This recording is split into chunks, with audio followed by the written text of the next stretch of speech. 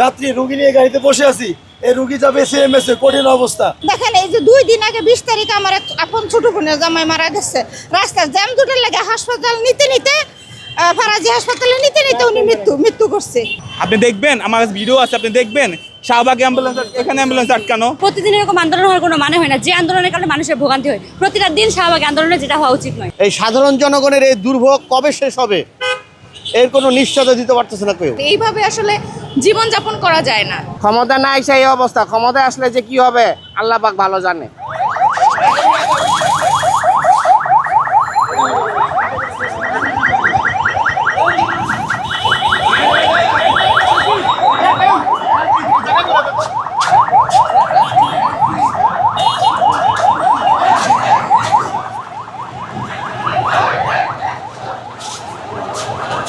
সাতটা থেকে আসতেছিলাম, যাইতে নিছিলাম আপনার আজিমপুর। এই অবরোধের জন্য যাইতে পারতেছি না। ইমার্জেন্সিও রুগীও যাইতে দেয় না, কারো যাইতে দেয় না। তাদের অবরোধের জন্য আমরা সাধারণ মানুষ ভোগান্তিতে শিকার। এটা কিসের অবরোধ ভাই, কিসের কি? ক্ষমতা নাই সেই অবস্থা, ক্ষমতায় আসলে যে কি হবে আল্লাহ পাক ভালো জানে। মানে পৃথিবীর অন্যান্য দেশে বিভিন্ন ধরনের অস্ত্র আছে, আমাদের কি আছে? শাহবাগ। মানে মোস্ট ইম্পর্টেন্ট জিনিস, শাহবাগ আসলে সব কিছু হয়ে যাবে। এখান থেকে আসা আপনাদের আমেরিকাকে নামায় দেয়, এখানে শাহবাগ আসা পৃথিবীর বড় বড় দেশের সাথে ওনারা যুদ্ধ ঘোষণা করে। শাহবাগ আসলে সব সম্ভব, কিন্তু এখানে মানুষের রোগী, অ্যাম্বুলেন্স, যেমন আমরা যা চাকরি বাকরি করি তাদের জন্য যে কতটুকু দুর্ভোগ হইতেছে এটা মানুষ কেউ চিন্তা করতেছে না। সবাই আছে যার যার ধান্দায়, অ্যাম্বুলেন্স ছাড়তেছে না। তাহলে বুঝেন বাংলাদেশের অবস্থা কই, আমরা সাধারণ মানুষ কোথায় বসবাস করতেছি। আপনারা বলেন, আমরা কি রোহিঙ্গা না বাংলাদেশের নাগরিক? আপনি দেখবেন, আমার ভিডিও আছে, আপনি দেখবেন শাহবাগ অ্যাম্বুলেন্স, এখানে অ্যাম্বুলেন্স আটকানো। এইভাবে আসলে জীবনযাপন করা যায় না, কারণ আমাদের অফিসেও তো জবাবদিহিতা আছে, তাই না? ওনারা হয়তো অনেকে পৌঁছে গেছে, ওনারা আমার সিচুয়েশনটা কিন্তু বুঝতেছে না, বাট আমি বুঝতেছি। বনশ্রী থেকে আমাকে এলিফ্যান্ট রোড আসতে ঠিক কত জায়গায় কতবার থামতে হয়েছে, ইভেন আমাকে কতটা হ্যাসেল ভোগ করতে হচ্ছে। এটা আসলে আমরা যারা সাধারণ মানুষ আমাদের জন্য খুবই কষ্টের। দেখেন এই যে 2 দিন আগে 20 তারিখে আমার আপন ছোট বোনের জামাই মারা গেছে। রাস্তার জ্যাম জুটের লাগে হাসপাতাল নিতে ফারাজি হাসপাতালে নিতে উনি মৃত্যু করছে, মারা গেছে। তাহলে এই জামজুট, এই মিছিলে আন্দোলন আমরা এগুলো চাই না। আমরা চাই শান্তপূর্ণ একটা বাংলাদেশ। জনগণের একটা ভোগান্তি, এরা তো স্বার্থ নিয়ে এরা করে, এটা এগো স্বার্থ এরা করে, কিন্তু এদের দেশের স্বার্থ, মানুষের স্বার্থ চায় না। এরা চায় এদের নিজের স্বার্থ। গতকালও আমি এই লাইনে এসেছিলাম, কিন্তু একই অবস্থা দেখি। গতকাল কি একটা আন্দোলন ছিল, এই রাস্তা ব্লকেট ছিল, আজকেও ঠিক তাই একই অবস্থা।